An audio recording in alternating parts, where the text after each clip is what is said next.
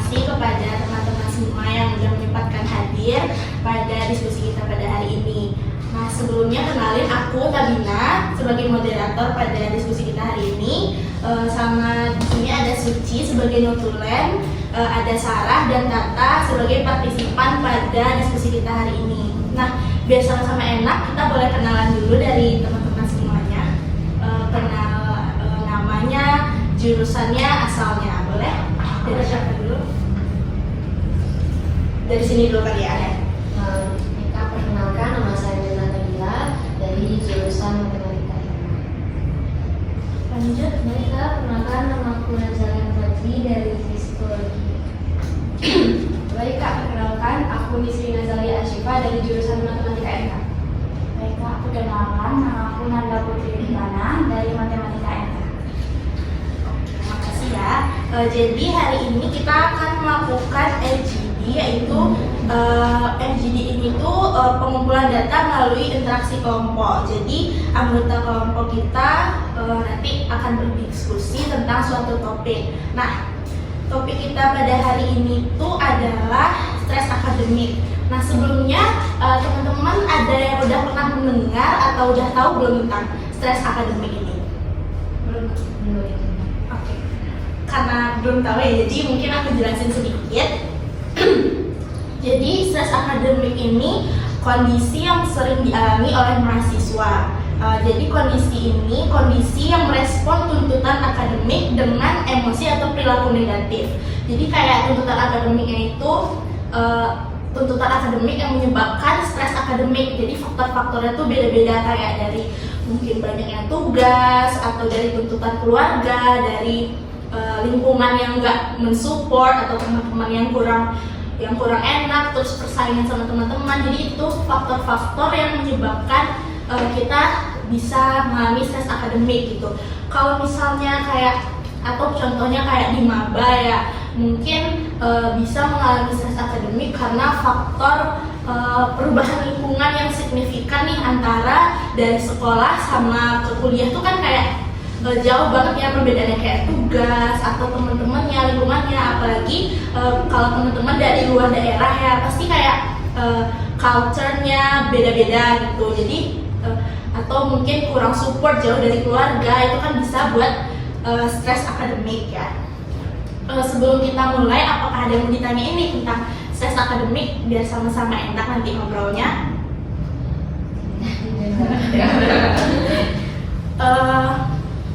Kalau setelah aku jelasin dikit tadi, mungkin gambaran stres akademiknya, di sini teman-teman ada yang pernah nggak sih mengalami stres akademik itu sendiri? Mungkin ada yang mau berbagi pengalamannya mungkin? Santai aja, no pressure di sini. Iya, Kita kita bebas aja ya. cerita mau gimana. Enggak sharing aja, mungkin di perkuliahan sih Kak. Apalagi shock banget sama tugas-tugasnya, kayak makalahnya marginnya segini, gini gitu. Itu stres banget sih, kayak harus perfect. Iya. Berarti untuk tugasnya Iya. gitu, atau mungkin dari lingkungannya atau gimana? Ini semua asalnya dari Padang semua. Aku Padang Kak. Enggak. Aku Padang Panjang Kak. Oh, terus pas di sini ngekos ya berarti? Iya. Tapi di mana? Homesick. Homesick gimana homesicknya? Kayak tiba-tiba kangen rumah, kangen suasana rumah. Soalnya baru pertama kali jauh dari orang tua. Sama ini sih Kak, kayak sebenarnya kita tuh nggak dituntut sama orang tua harus sukses, harus punya nilai yang bagus. Tapi kita sendiri yang menekankan kayak aku harus gini, aku harus mengikuti orang tua. Jadi secara nggak langsung kita tuh menekankan diri kita sendiri, padahal nggak ada paksaan gitu kan. Kalau berarti secara sampai sekarang nih yang udah dilalui, kira-kira mengalami stres akademik nggak? Kalau kayak aku, maksudnya itu kayak gimana ya? Kayak kamu merasa mengalami stres akademik atau sampai sekarang kayak masih fine aja, masih kayak masih wajar aja gitu? Iya, masih wajar aja. Cuman ini sih Kak, kayak sering sebenarnya kan kalau tugas itu kita kan nggak harus sempurna, yang penting kita udah menyelesaikannya gitu kan. Jadi kadang masih sering berpikir kayak untuk melakukan tugas itu atau mengerjakan tugas itu harus mikir ini harus sempurna gitu. Karena kan mengerjakan tugas terima. Iya. Kita kan mengerjakan tugas salah dikit langsung ulang dari awal kan, itu kan sebenarnya nggak boleh gitu, malah itu bikin waktu kita terbuang-buang gitu. Kalau menurut Mirza gitu, ada juga pernah menjadi kata gitu. Kalau untuk berarti sekarang belum ngerasain yang kayak stres banget gitu ya. Gimana? Apa menurut kalian strategi yang efektif untuk mengatasi stres akademik biar nggak stres? Mungkin kalian kayak bisa membagi waktu luang atau gimana? Apa strategi kalian supaya nggak terjadi nih stres akademik selama kalian jalani perkuliahan ini? Kalau dari Nisrina sendiri, boleh nggak? Boleh. Kalau dari Nisrina sendiri gimana cara biar nggak stres itu kak? Nggak selamanya kita tuh belajar aja gitu. Jadi harus diseringi sama yang namanya jalan-jalan, sama yang keluarga, istirahat, sama ini kak. Di sini juga banyakin kayak kegiatan di luar akademik, misalnya ikut organisasi, ikut panitia, ikut acara lain gitu. Jadi kayak fokus kita tuh nggak cuma di belajar aja, jadi nggak stres gitu loh kak. Banyak yang lain juga. Iya. Kalau yang lain gimana? Jadi gini kak, kalau misalnya kalau belajar atau bikin tugasnya tuh kayak biar lebih have fun, kita sama teman-teman jadi kayak ya walaupun banyak bicara ya mungkin kayak cuman itu kayak lebih sharing, nggak terlalu tertekan banyak tugas tuh.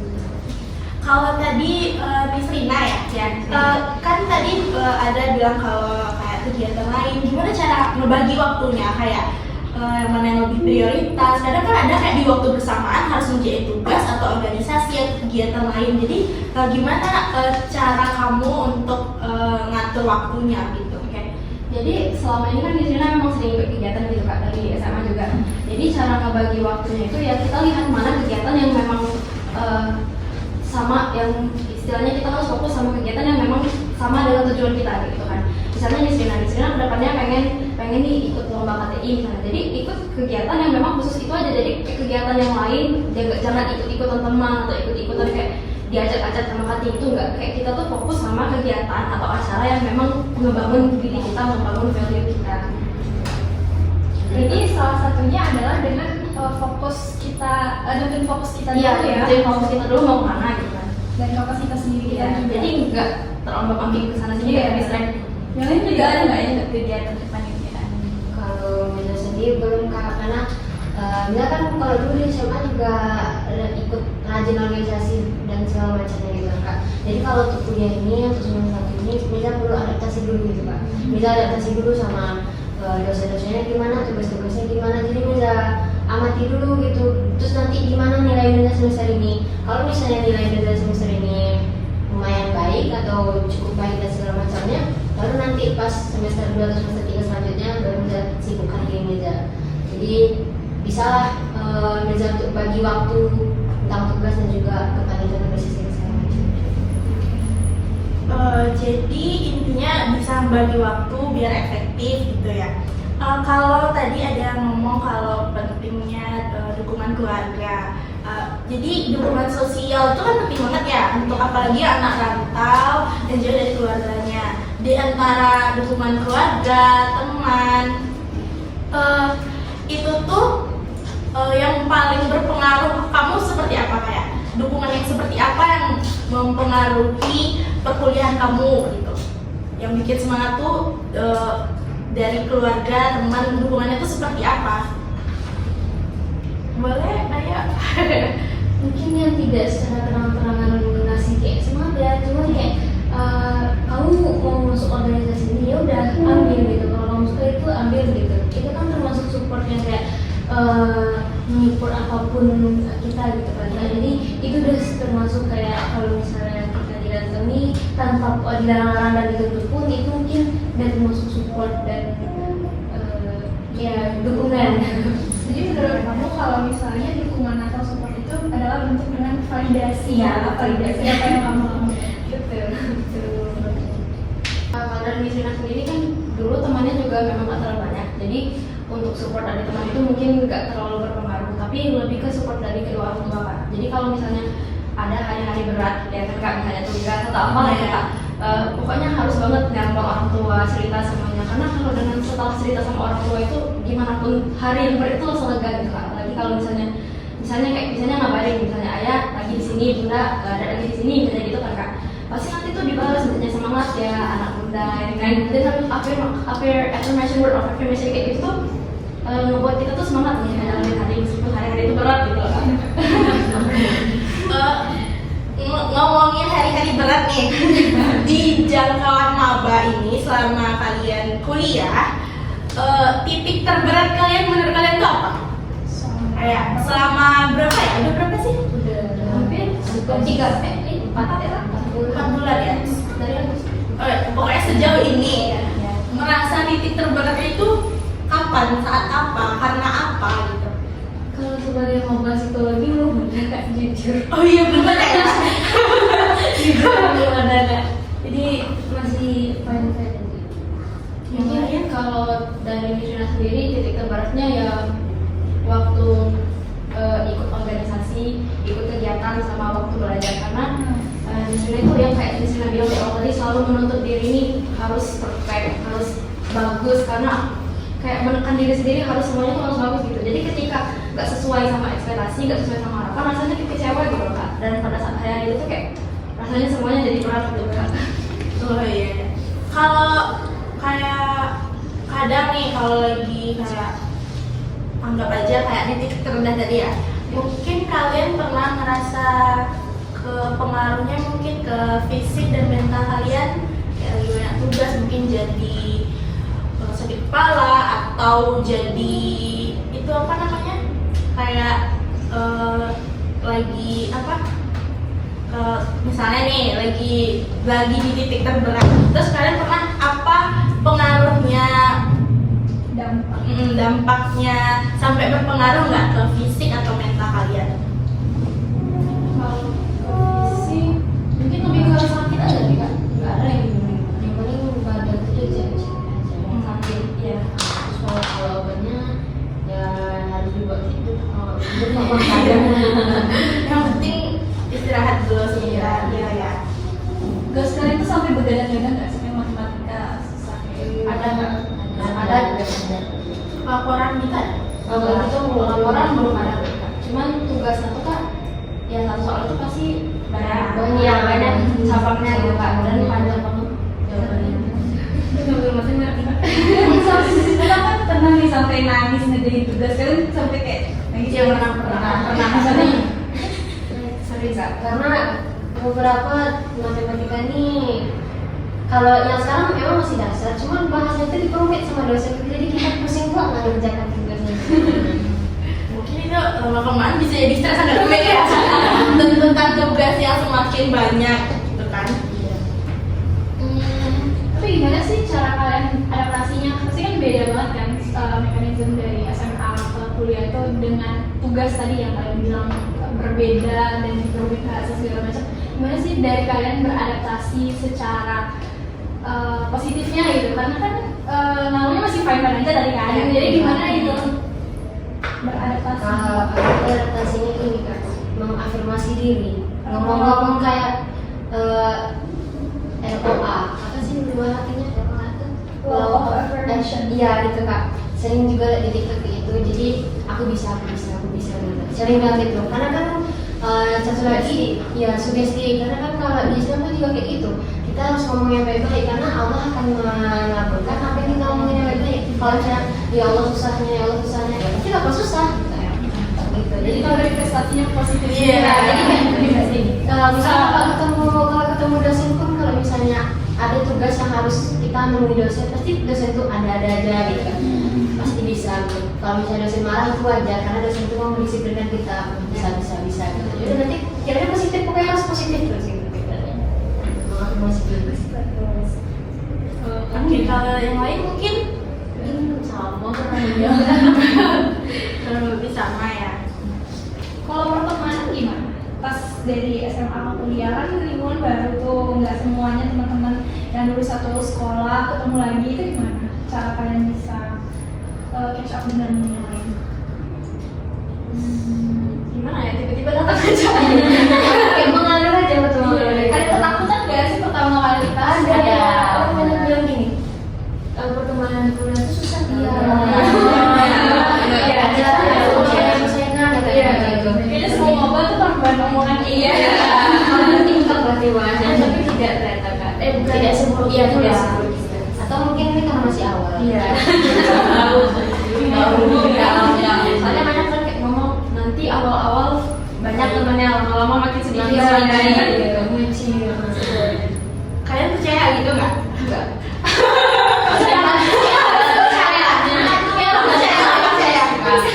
Harus percaya. Tapi Tapi sedikit. Tapi itu kan terlalu intens sih, tergantung. Kayak lingkungan pertemanan mungkin persaingannya lebih Iya. Lebih kerasa nanti. Kalau ini, kalau dosen-dosen itu gimana kalian? Kan dosen tuh bervariasi ya. Jadi gimana? Ada yang enak, ada yang Kalau untuk yang ada sedikit tantangannya. gimana tantangannya? Iya, killer tuh gimana kan kalian katanya wisuda killer. itu Biasanya killer sama guru killer biasa itu kan beda. Beda. Kalau guru tuh mau kita gimana? Pasti masih kayak ayo mana? Iya. Kalau bisa tuh gimana sih kalian lihatnya pandangan kalian tuh? Kalau menurut kita kekilan dosen ini, kalau dulu kan kita kalau guru sekilan-kilannya guru, kalau misalnya kita butuh guru ini, tapi kita harus nunggu gurunya di jam istirahat. Nah, terus kita bilang, ibu lagi di situ nggak apa-apa gitu, boleh nggak ini, pasti diterima respon kita, direspon lah apa keinginan kita gitu. Tapi kalau ada sekarang, saya mau istirahat dulu, saya mau makan, saya mau sholat, nanti saya bisa mengajarkan gitu. Kita susah. Itu juga susah. tantangan ya. Iya, tantangannya. Kalau dulu kan ya sama sesibuk apapun dulu atau di istirahat apapun dulu, kalau semalam apapun dulu. Kalau misalnya kita emang butuh guru, pasti guru tuh pasti bakal respon dengan mau. Tapi kalau dosen kita harus ngerti gitu. Kita kayak dosen-dosen itu kan disiplinkan kita gitu. Ini saya lagi istirahat loh gitu. Kamu nggak tahu kalau saya lagi istirahat nih. dulu juga kalau di SMA kan guru yang nyari kita. Iya, Karena kita yang nyari guru dosen. yang nyari, karena kita yang nyari dosen gitu.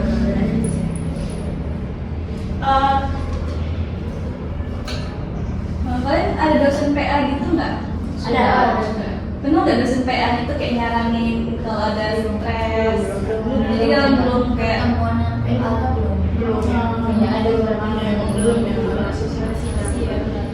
Kalau untuk ini kan kalian jurusannya tadi ada matematika, yang lain-lain. Terus salah satu faktor dari stres akademik ini yang bisa menyebabkan stres akademik ini kan tuntutan dari keluarga mungkin. Kalau kalian ini jurusan saat ini itu emang keinginan dari sendiri atau ada tuntutan tekanan dari keluarga, atau mungkin cerita kalian deh sampai ke jurusan kalian yang saat ini itu di mana gitu. Duluan siapa? Tapi emang keinginan diri sendiri sih Kak. Kalau orang tua tuh emang benar-benar kayak dukung aja apapun anaknya yang mau apa yang mau dari diri kita pasti didukungkan oleh orang tua. Jadi ini benar-benar pilihan sendiri sih Kak. Gak ada paksaan apapun. Kalau yang lain? Kalau Mirza nggak sebenarnya bingung juga mau milih jurusan itu apa gitu kan. Cuma kalau dari saran orang tua katanya lebih baik milih yang kesehatan lah, karena kalau kesehatan pasti tamatnya itu cepat dapat kerja ya katanya. Cuma Mirza mikir kalau kesehatan kan pasti mahal dulu gitu kan. Ya tapi kan nggak apa-apa cepat dapat kerjanya gitu. Nah tapi nggak rezekinya di kesehatan. Nah terus milih matematika ini karena nilai rapor Mirza kebetulan yang tinggi itu matematika. Jadi ya pilih matematika aja gitu. Yang lain? Kalau saya pilih sendiri sih Kak, dari SMP udah mau masuk psikologi gitu. Jadi kebetulan Kak Nia ada tuh dari motivasi juga. Motivator ya. Kalau di sini gimana? Kalau dari diri sendiri ya memang keinginan sendiri. Tapi awalnya tuh pengen masuk informatika. Cuman waktu itu kan ngambilnya jalur SNPP. Jadi SNPP ini kan juga perlu strategi gitu kan ya. Jadi waktu lihat kuota dari informatika ini kuotanya tuh sedikit, sedangkan peminatnya banyak. Jadi takut nggak lolos. Nah kebetulan memang suka matematika sih, memang dari SD. Memang udah suka matematika, jadi ya dapat matematika. Dan rezekinya juga memang gitu. Kalau untuk universitasnya memang di sini maunya, karena kan kayak mau jurusan ini tapi di universitas lain deh nggak di sini, tapi dapatnya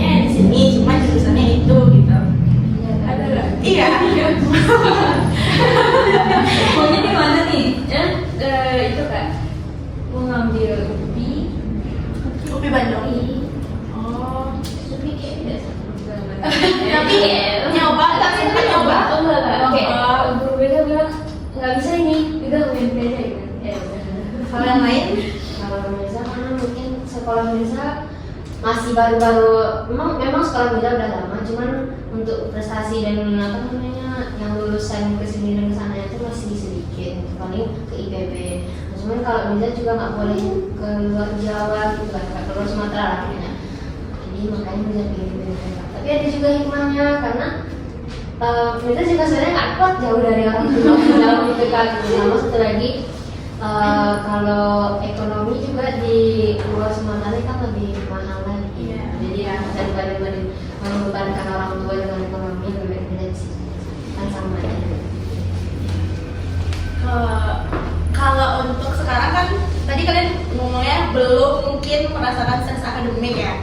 Kita bahas sebelumnya untuk memilih jurusan ini nih sempat ada mungkin ada stres, mungkin ada tekanan kayak bingung sampai aduh ini gimana mau jurusan yang mana nih sebenarnya gitu. Boleh lebih ceritain mau milih jurusannya ya? Aku ya. Mirza sebenarnya SNMP cuma nggak lulus kan. Nah, jadi SNMP. Gimana proses kalian milih jurusannya? Sampai soal psikolog. Kalau kemarin itu antara mau informatika, matematika atau statistika. Dan PPN jadinya matematika. Kayak hatinya lebih ke arah sini gitu kan. Nah, jadi biar ini. Tapi galau suka sama kak. Kalau Mirza, gimana? Mirza juga gini loh kak. Mirza memikirkan semuanya gitu kak. Karena Mirza anak pertama kak. Jadi yang kuliah pun Mirza gitu sama abang sama Mirza satu cuma berdua yang kuliah di dua-dua kan. Jadi bisa memikirkan ekonomi juga, memikirkan nanti setelah kalau mau jurusan ini kerjanya apa. Bisa juga pikirkan itu gitu kak. Jadi memikirkan pokoknya semua itu terpikir, jadi kita sempat stres di jurusan apa bingung gitu sampai kita cuma orang tua. Nah, jadi pilihnya itu apa? Tidak tahu. Kok nggak tahu sih gitu kata orang tua. Ya nggak tahu kata dia gitu. Kayak sempat kayak kesal juga nanti tanya gitu sama orang tua tanya. Ya sendiri aja masih bingung yang dia jurusan apa enggak. Karena juga ikut memikirkan keuangannya, memikirkan ininya gitu. Kayak kesal aja gitu kak. Kenapa kita kuliah harus memikirkan uang juga gitu. Orang-orang malah orang tua nggak mau berusaha.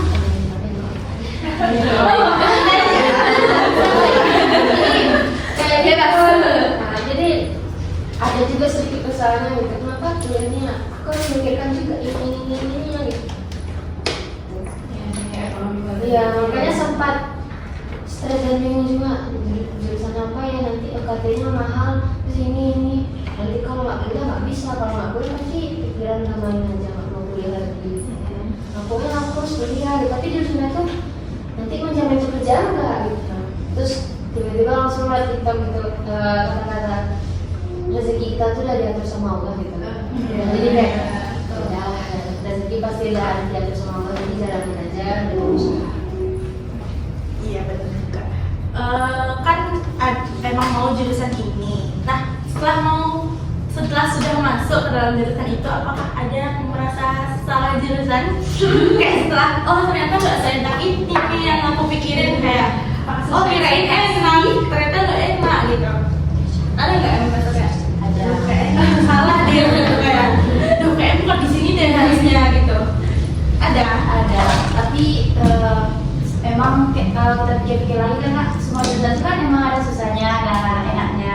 Jadi ya udah jalannya aja dulu, coba aja dulu, pasti nanti ada jalannya, ada ya intinya mulai terbawa arus aja lagi.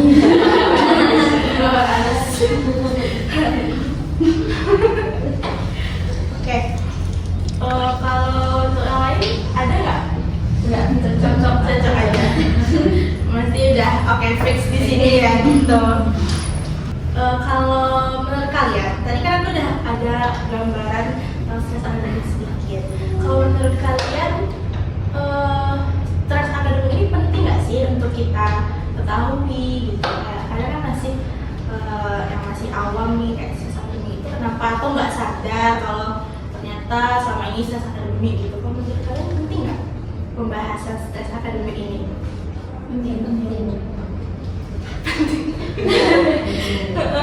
Penting karena Kalau kita udah tahu, jadi kita tahu gimana cara mengatasinya dan cara mengolah emosi kita bagaimana. bisa Dan juga biar ini kak, biar apa namanya yang nggak viral-viral itu biasanya mahasiswa yang viral-viral itu kalau udah stres tuntutan tugas, tuntutan orang tua, tuntutan teman ini segala macam. Nanti ujung-ujungnya jadi karena kita udah tahu stres akademiknya apa, terus kita harus juga tahu cara mengatasinya gimana biar kita tuh nggak ujung-ujungnya nanti terkena bisikan dikit langsung ya. Kalau untuk kalian nggak mau bertanya nih kepada kakak-kakak kalian tips-tips selama mungkin gimana cara mencegah stres akademik nih untuk kakak-kakaknya? Boleh kak? boleh di skill kak. Ya kalau kakak gimana stres akademik itu kalau nggak melihat stres akademik gimana cara Kalau aku sih stres akademiknya tuh kalau tugas menurut aku masih bisa dikerjain. Tapi lebih ke stresnya tuh gimana ya? Kayaknya lebih ke keuangan deh. Kan cewek kan yang di skincare, makeup itu sih yang bikin aku stres akademik. Gimana cara mengelolanya? Aku ikut kegiatan juga, ada kayak panitiaan, bulan ini aja ada 2 aku ikut panitiaan. Jadi itu sih kayak walaupun aku introvert nih, tapi aku suka aja lihat orang berinteraksi walaupun aku nggak berinteraksi juga. Jadi lihat orang sibuk tuh aku suka. Kayak gitu sih. Ikut panitiaan dengan ikut kayak misalnya Tadi ya sama ya. Kalau Sarah mungkin Kalau aku gimana ya? Kalau misalnya aku mostly yang bikin stres tuh pressure gara-gara tugas, of course kan, semua orang pasti kayak gitu. Jadi kalau misalnya itu tuh kayaknya stop ngerjain tugas itu loh, kayak yang kamu bilang tadi kan, nggak yang belajar banget. Jadi kalau misalnya emang burn out atau demot gitu, udah stop aja tugasnya gitu. Kayak mungkin cari alihin lain atau gimana, atau kayak ngobrol sama teman atau ya gimana, mungkin nggak apa ya, dan harus fokus dalam apa, nggak harus kita selesaiin tuh di saat itu juga gitu loh. Walaupun kita tuh kayak stres banget nih, tapi kita tuh maksa buat selesaiin itu enggak. berarti yang belum ada yang berat-berat banget gitu kak, Maksudnya? yang kayak tantangan yang udah aduh susah gitu, kayak nggak bisa ngelewatin gitu. Kayaknya sempat tidak ada ya. Soalnya mungkin aku harus perform, terus ada rapat juga mungkin. belum aja mungkin. Iya, belum aja. Karena kita harus perform segala macam gitu kan, masih bisa diatasi lah. Tapi mungkin kalau misalnya burn out parah, mungkin nggak aku kerjain tugasnya. Kayak tunggu mepet deadline aja mungkin kayak gitu sih sebenarnya. Udah hamil berapa jam baru di kemarin pas hamil berapa jam itu kita kebuka pikiran Iya. jadinya. Tapi itu sangat tidak diajarkan Tidak, iya. ya. Sesuai jadi mereka Tapi kebanyakan kayak gitu sih. Kalau di bidang sendiri malah justru kalau dikasih harus langsung kerjain biar nanti akhir-akhirnya Itu bagus tahu. Jadi kan di belakangan karena untuk beberapa kasus itu nanti malah karena numpuk di akhir itu tuh yang malah bikin makin stres, apalagi yang bikin stres kayak ih harusnya gue kerjain dari lama gitu. Jadi beberapa gitu. Oke, sudah terjawab ya tips dari kakak-kakaknya. Jadi untuk diskusi hari ini nih, apa sih yang bisa kalian ambil kesimpulan dari diskusi kita pada hari ini? Apa yang kalian pahami gitu? Boleh dari siapa yang mau menyimpulkan gitu, kayak opini kalian? Oh ternyata setelah diskusi ini aku tahu begini gitu. mungkin setelah diskusi ini karena aku di jurusan yang mengelapa ya oh ternyata beberapa semester ke depan belum sestres itu sama nih jadi juga dapat tips-tips dari kakaknya mungkin bisa diterapkan juga kan Soalnya aku disebutkan sama juga. kayak kombinasi apa sih segambarannya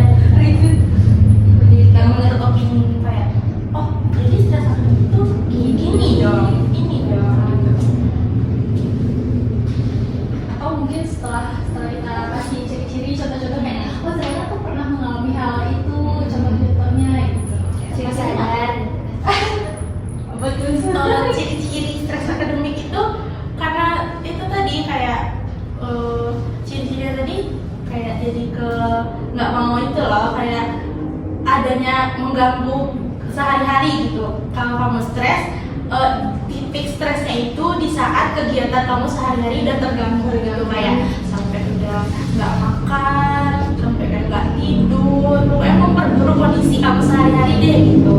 Kalau stres akademiknya, kalau itu stres itu, kalau kayak gitu tuh bisa dibilang stres gitu. Kalau udah mengganggu kegiatan sehari-hari. Ke kampus tapi malam ini nggak pergi ke kampus bolos gitu kan, kan cuma Iya. ganggu keseharian aja. Jadi susah tidur gitu kan, udah mengganggu keseharian aja. Faktor-faktornya yang tadi yang kayak tuntutan tugas, tuntutan dari keluarga, overthinking masa depan, kayak aduh ini gimana ya, mau berhasil nggak ya ke depannya gitu. Jadi kalau dari permohonan Srina setelah kita diskusi ini ya kan, stres akademik ini faktornya nggak cuma tentang akademik, nggak cuma tentang belajar, tapi juga dari lingkungan, dari dukungan gitu. Benar-benar gitu sih kan. Yang lain? Apa yang awalnya merasa nggak stres, jadi kok ternyata stres. Terus Iya. kan pas sadar, Iya, Ternyata tanpa sadar. nangis juga ya sambil ngerjain. Ternyata pernah nih begini gitu. Iya. stres ringan. Maksudnya gimana tuh? Ya kayak ngerjain tugas sambil nangis, terus kayak ya kan kayak kepikiran, kayak sampai gak bisa tidur karena mikir banyak hal. Tapi itu udah Udah seru. kayak jadinya pas malam-malam mau tidur tuh gak bisa tidur kan, karena mikir kayak gimana besok bisa gak ngelewatin hari besok gitu kan. Iya. Ya kan sering kan gitu. Sudah, mungkin dari yang lain ada. Mungkin ada lagi yang mau ditanyain sebelum kita akhiri diskusinya.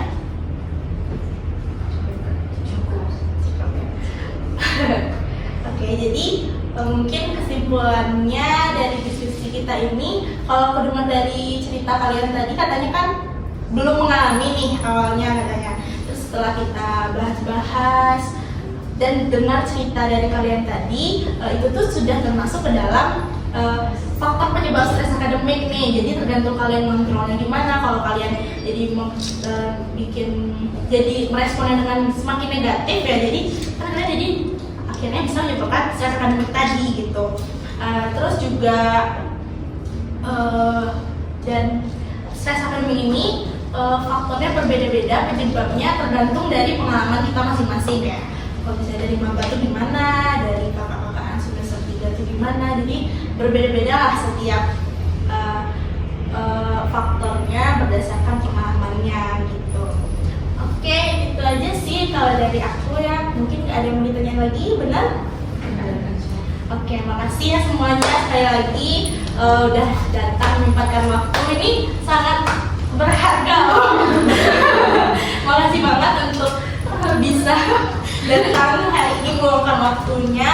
Semoga diskusi hari ini bermanfaat dan menambah pengetahuan